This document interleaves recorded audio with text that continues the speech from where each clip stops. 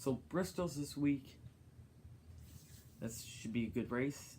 And is DW planning to retire? All that on today's episode of the NASCAR Lounge. Let's get into it.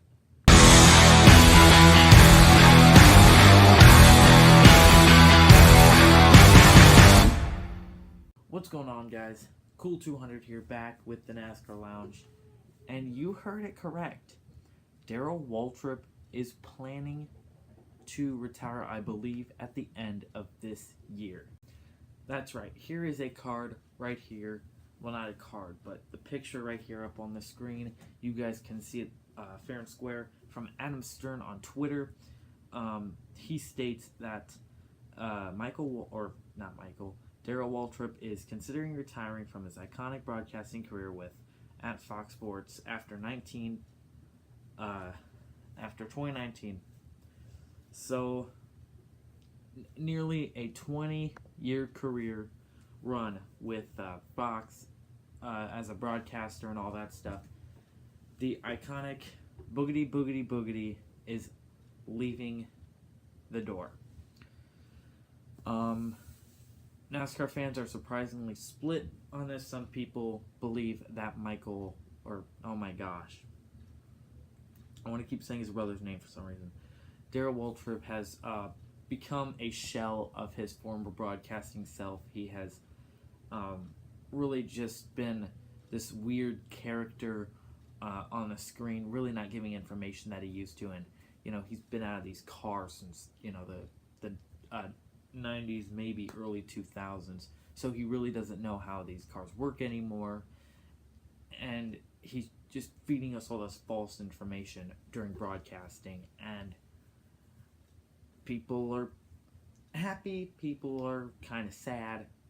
There's a ton of mixed feelings in there. My take personally is I'm kind of sad that he is leaving. I've always enjoyed Michael Waltrip. I've really always enjoyed Darrel Waltrip, Mike Joy, and then before Jeff Gordon retired, Larry McReynolds. Those were for me the iconic three. Those are the three that I grew up listening to in the booth all the time. Michael had the fun little grid walk that he always did, which I find very entertaining. It makes the pre-race show more valuable to watch because you get to see that fun, crazy entertainment before the real race starts. Now, some people don't like that. Some people say, that it's making a mockery of NASCAR. It's turning it into an unvaluable sport, unlike the other sports that take things very seriously. But, who really watches the pre-race, Unless you want to know everything about it, most people are not tuning into the pre-race. Me as well. I don't tune into the pre-race that much.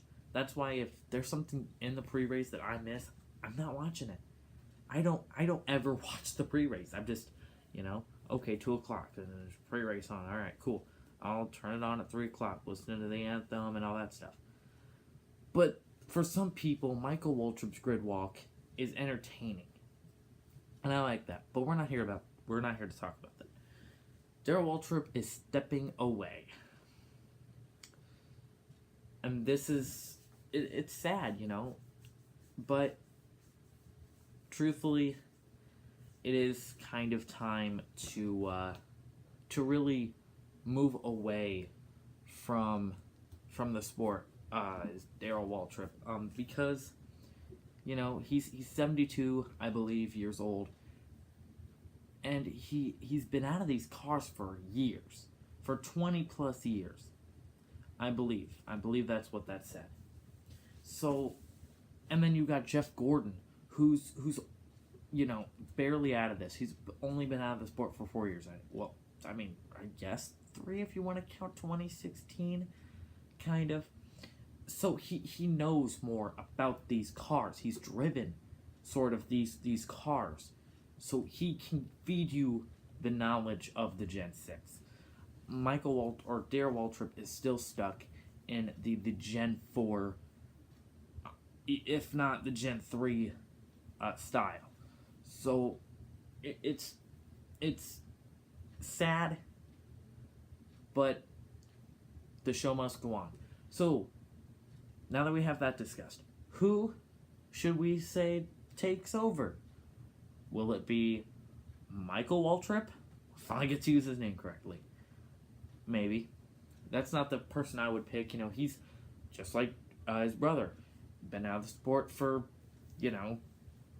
full time.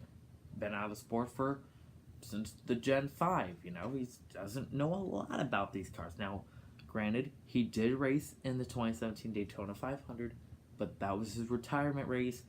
Didn't run for the greatest team.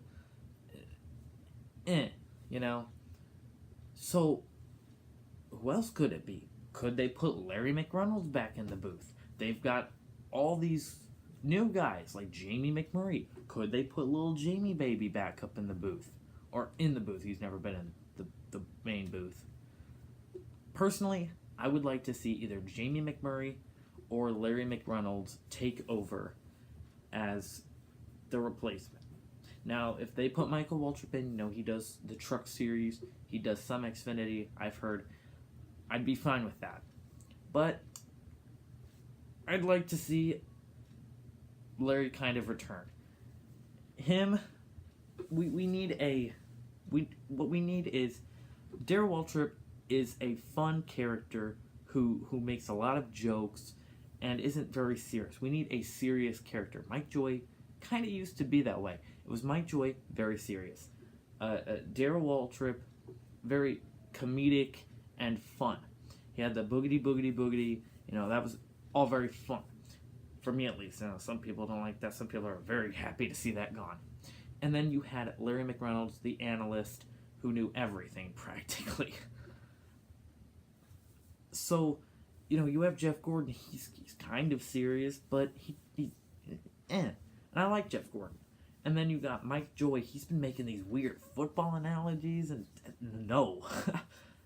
I'm glad he stopped that for at least a little while. And then there's Darrel Waltrip, still the fun comedic person, but he's really took that to another level. And I think for a year or two now, it's gone down. So it'd be nice to have that kind of serious head back in the booth. Fox Sports commentating has really took a step in the wrong direction. They pretty much did what NBC did, except NBC was still, we're not going to talk about that one. But Fox is supposed to be the number one. Right now they're not showing it. But yes, I believe this year is the end of the Darrel Waltrip reign, if you will. I am going to miss the boogity boogity boogity, let's go racing boys. I've always enjoyed hearing that, and the Martinsville one was kind of interesting, where he said you race a bunch of hot dogs or whatever. I don't know, it's kind of funny, I don't know. But enough of that, let's finally talk about the race. So Bristol is this week. Here is the logo in my hand. And who do I think is going to win this race? Truthfully, I have two people in mind. While I think about that, let's talk about what I think is going to happen in this race. The last great Coliseum always produces fun, eventful races.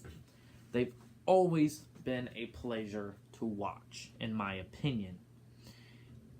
And I don't think that stops today, or Sunday, excuse me, depending on when you're watching this. It's very fun to watch. You got the high groove. They put I believe they're putting the traction compound on the bottom to make it a 2-groove racetrack. And Bristol is one of my favorite tracks. Always producing heated moments. Very, very exciting. I love Bristol. It's literally my favorite short track. And I know there's not many. You have Richmond, you have Martinsville, you have Bristol, obviously. I think Phoenix is kind of a short track, but not really. But anyways, Bristol always produces exciting races, And Kyle Larson did not disappoint me last year until he got bumped out of the way by Skittles Boy and lost. But that changes. The Skittles man can run up front all he wants. The Skittles man can lead and win both stages. But at the end, let me remind you, Kyle Larson has 6 top 10s at Bristol. He's very good here. He's won at Michigan. He's won at Richmond. And I think to Sunday, Kyle Larson in the McDonald's Chevrolet finally puts McDonald's, Chip Ganassi, and himself back in victory lane at his 3rd track to win at. That is my prediction. My boy, Kyle Larson, taking the win.